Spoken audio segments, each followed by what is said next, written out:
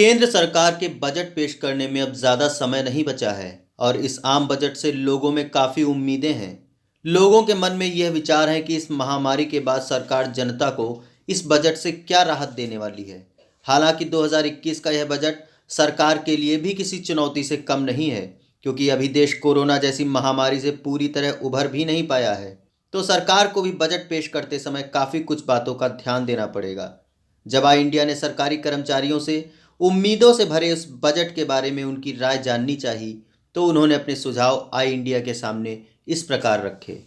देखिए, सरकारी कर्मचारियों की सबसे ज़्यादा उम्मीद होती है वो जो उसकी आय का सीमा जो निर्धारित की गई 1.5 लाख उसको बढ़ाने की है, क्योंकि वही उसके लिए सबसे महत्वपूर्ण चीज़ है।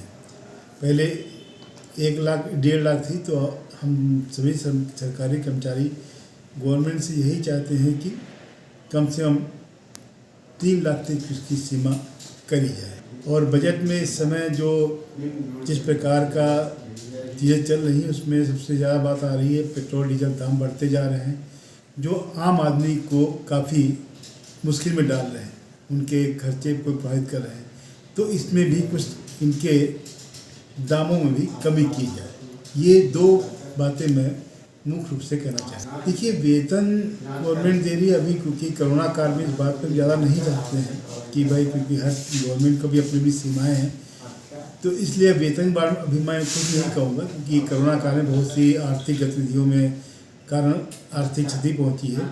तो इसलिए वेतन के बारे में तो जब ये हमारा स्थिति और बेहतर हो जाएगी तभी मैं इस बारे में कुछ कहना चाहूँगा। जैसे पंचायती राज विभाग में कार्यों की अधिकता रहती है, तो इस संदर्भ में हम चाहेंगे कि इसमें अगर जो हमारे पास पर्याप्त कर्मचारी रहेंगे तो हम लोग किसी भी समस्याओं का जो समाधान होगा वो त्वरित समाधान कर पाएंगे, वो आसानी से उसको समाधान कर पाएंगे। तो हमारे पास अगर जो कर्मचारियों की संख्या अगर जो सरकार बढ़ाती है तो ये हमारे पंचायती राज विभाग के लिए उचित होगा। हमारे हिसाब से तो 1250 आदमी जैसे है, तो अगर 1250 से ड्यूटी हो जाए तो कोई एक तो मारामारी ही नहीं रहेगी। अगर इसके हिसाब से आ जाए, पैसा आ जाए तो कोई दिक्कत ही नहीं होगी। योजना तो हमारे यहाँ तो नहीं कोई मांग है सर, आए वो योजना नहीं आए। हमारे यहाँ इस साल क्या नाम युग मंगल दलों को 773 गाँव पंचायतों को प्रोत्साहन सामग्री वितरित की जाएगी। ये सामान आ गया है और 5 तारीख के बाद बांटेंगे इसको। 5 तारीख को हमारे जिला स्तरीय खेलकूद है 4-5, उसके बाद सरकारी कर्मचारियों की एक बहुत बड़ी मांग जो है विगत कई वर्षों से चल रही है, और जो भारतीय जनता पार्टी के मैनिफेस्टो में शुरू से रहा है जब ये सत्ता में नहीं थे, कि 5 लाख तक के वेतन भोगियों को पूर्णतः जो है कर मुक्त किया जाएगा। लेकिन विगत जो है कई बजट सरकार के द्वारा प्रस्तुत किए गए हैं और कर्मचारियों को इससे राहत नहीं मिली है। सरकारी कर्मचारियों की सबसे बड़ी मांग है कि जो 5 लाख तक की आय है उसको कर मुक्त, पूर्णतः कर मुक्त किया जाए। बस सबसे बड़ी मांग यही है। नहीं, ना सरकारी कर्मचारी वेतन से संतुष्ट है, ना निजी क्षेत्र का कर्मचारी वेतन से संतुष्ट है। वेतन भत्तों की मांग जो है सभी वर्गों की लंबित है सरकार के पास काफ़ी समय से, उसको लेके कर्मचारियों में भी आक्रोश है और कर्मचारी उम्मीद करते हैं कि सरकार उनका जल्द ही निवारण भी करे। कर्मचारियों की एक बहुत बड़ी लंबित मांग काफ़ी दिनों से पड़ी हुई है कि जो हम लोगों का 300 दिन का अर्जित अवकाश है इसको बढ़ा के 600 दिन किया जाए। और जो है सरकारी कर्मचारियों के आवास की समस्या एक बहुत बड़ी है।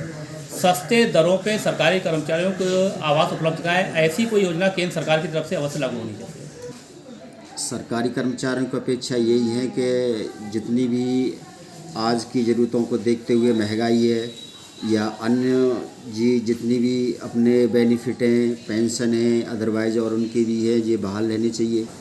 और जो भी अब वो पेंशन हमारी जो ख़त्म कर दी थी तो वो भी दोबारा से लागू होनी चाहिए, जिससे आम जनजीवन कर्मचारियों का सही रहे। और यही अपेक्षा है कि भविष्य को महंगाई देखते हुए, आर्थिक विकास, कर्मचारियों की स्थिति को देखते हुए यही बजट हमारे माफिक रहेगा। कर्मचारियों की मुख्य समस्याएं जो डीए फ्रीज हुआ है उसको ओपन कर दिया जाए, और साथ ही अगर सरकार सहानुभूतिपूर्वक विचार करते हुए पुरानी पेंशन बहाल करती है तो कर्मचारियों में अत्यधिक उत्साह और उनके मनोबल में वृद्धि होगी और जो कर्मचारियों के साथ साथ जो लाभार्थियों के लिए है उसमें लाभार्थी परक योजनाओं पर सीधे पे किया जाए, सीधे लाभार्थी के खाते में जो लाभ योजना है वो तो बेहतर होगा। यही सरकार से अपेक्षा है कि इसी तरह के बजट को प्रस्तुत किया जाए जिसमें अधिक से अधिक लाभार्थियों को डायरेक्ट बेनिफिट मिले। किस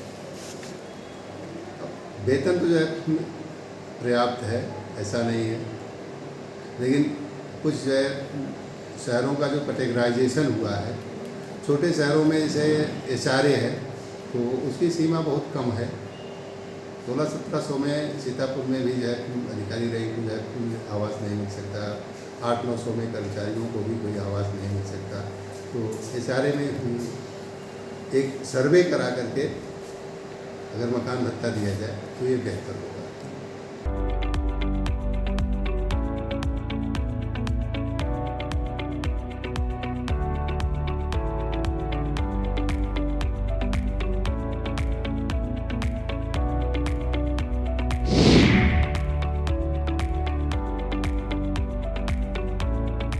पर आपकी नजर हमारी, देखते रहिए आई इंडिया।